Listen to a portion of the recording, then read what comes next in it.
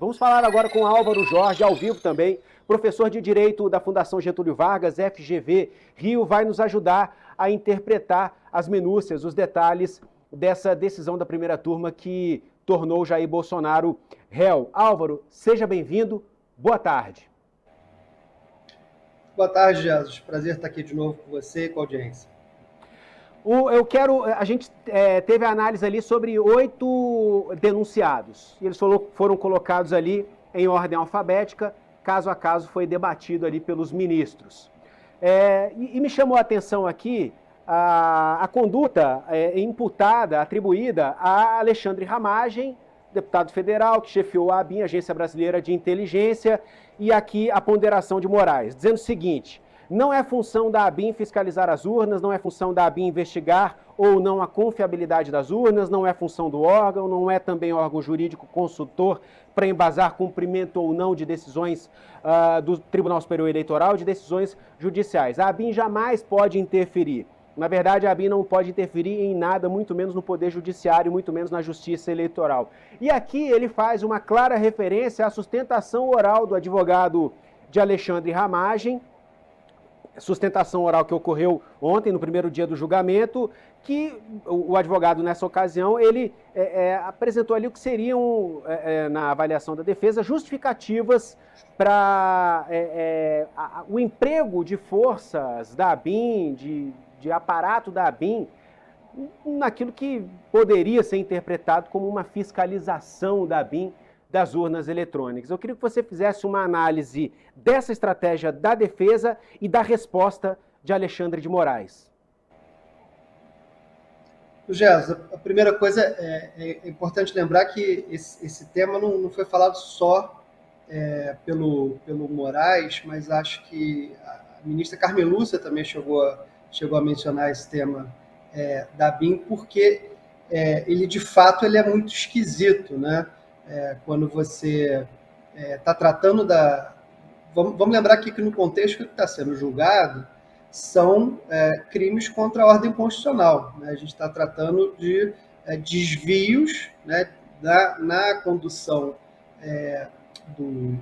dos poderes lá envolvidos, então, a Polícia Federal, a Rodoviária Federal, a ABIN, etc. e tal, que são têm funções institucionais, têm funções constitucionais específicas e que, de acordo com a denúncia da Procuradoria, teriam sido desviadas lá, né? Para esse primeiro momento, embora você tenha visto ontem, né, as sustentações, as defesas têm atuado de forma muito competente nos pontos que têm sido levantados, inclusive para eventuais impugnações, né, mais para frente.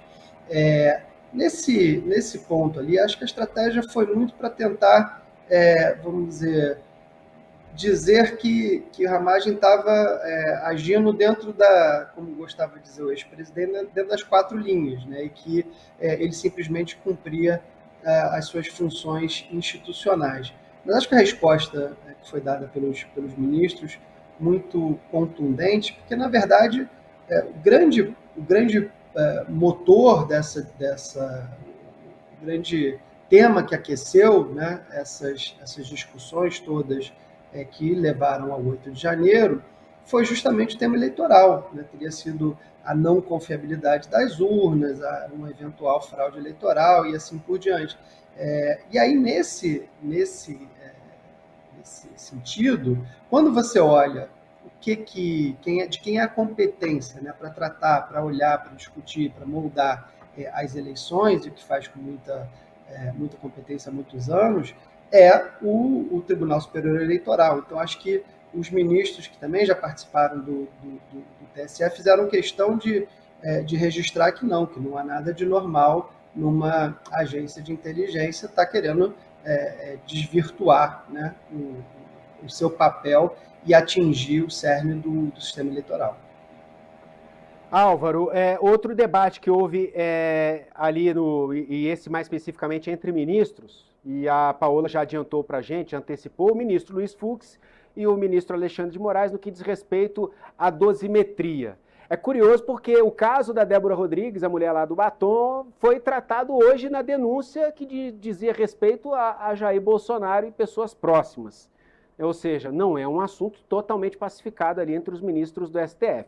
E outra discussão, esse combo, abolição violenta do Estado Democrático de Direito e golpe de Estado. A gente já sabe que tentativa de golpe de Estado não se aplica, ainda que tenha sido tentado, afinal de contas, se o golpe é consumado, não existe o julgamento posterior. Ok, vamos focar aqui então nesse combo. Golpe de Estado e abolição violenta do Estado Democrático de Direito. Fux na linha de que são excludentes, não poderia haver essa dupla imputação. O ministro Alexandre de Moraes pensando de forma contrária, que os dois crimes podem incidir aí na conduta dessas pessoas.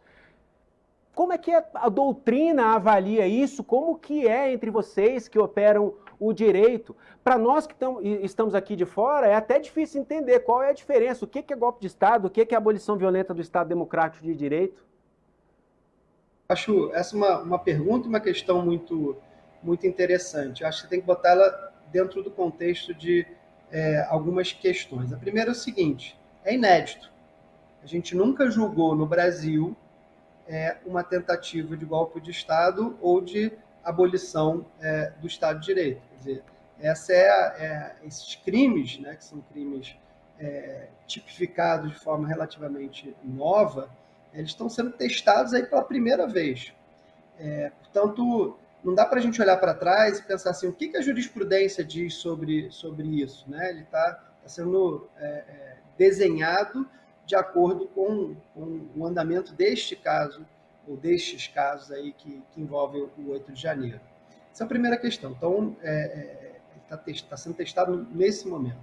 Segunda questão, há de fato divergências. Em julgamentos anteriores, inclusive, o próprio ministro-presidente do tribunal, Gilberto Barroso, também teve uma interpretação nesse sentido, de que um crime absorveria o outro, de modo que você não poderia condenar por golpe de Estado e por abolição violenta do Estado de Direito. Né?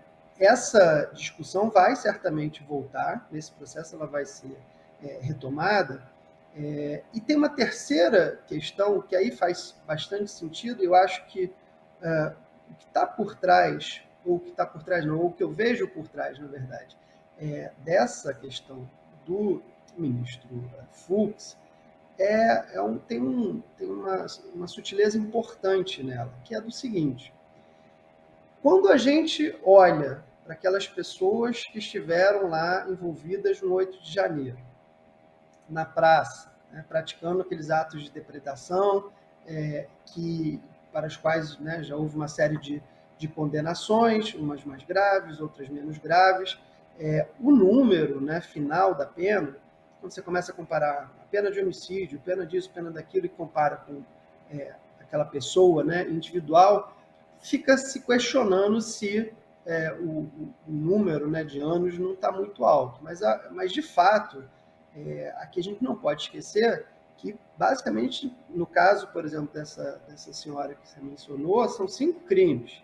Né? Então, um vai somando, até você chegar lá nos 17 anos.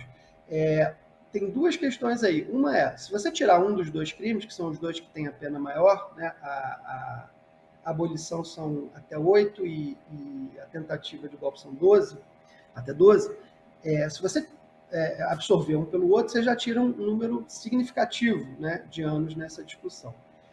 Mas eu acho que a segunda questão importante, que eu acho que é a sutileza do comentário do ministro Fux, é do seguinte, bom, se a gente está julgando, ou está começando a aceitar aqui a denúncia para julgar réus que, em tese, foram aquelas pessoas que levaram àquele momento do 8 de janeiro, ou seja, as pessoas que estruturaram, né, que organizaram o passo a passo para você chegar a 8 de janeiro, se a gente achar que a pena agora, né, para as pessoas que participaram do 8 de janeiro já está muito alta, qual vai ser a pena das pessoas que organizaram esse processo todo? Então, eu acho que essa discussão também vai aparecer aí. Quer dizer, a gente não vai poder tratar da mesma forma as pessoas que estavam na praça, no 8 de janeiro, das pessoas que supostamente organizaram esse movimento todo. Porque a denúncia da Procuradoria ela coloca o 8 de janeiro como o ato final, mas que há uma série, né, de movimentos que chegaram, ou que levaram até o 8 de janeiro, que passam pelas reuniões, minuta de decreto de golpe e assim por diante. Então, eu acho que está um pouco na fala do ministro Fux essa preocupação de começar a olhar, olha, as pessoas que estavam na praça talvez precisem ser tratadas de uma forma bastante distinta das pessoas que supostamente organizaram o processo todo. Álvaro Jorge, professor de Direito da Fundação Getúlio Vargas, FGV Rio, muito obrigado pela participação aqui no Poder Expresso. Até a próxima. Até a próxima, Gerson. Prazer estar contigo. Um abraço. Igualmente.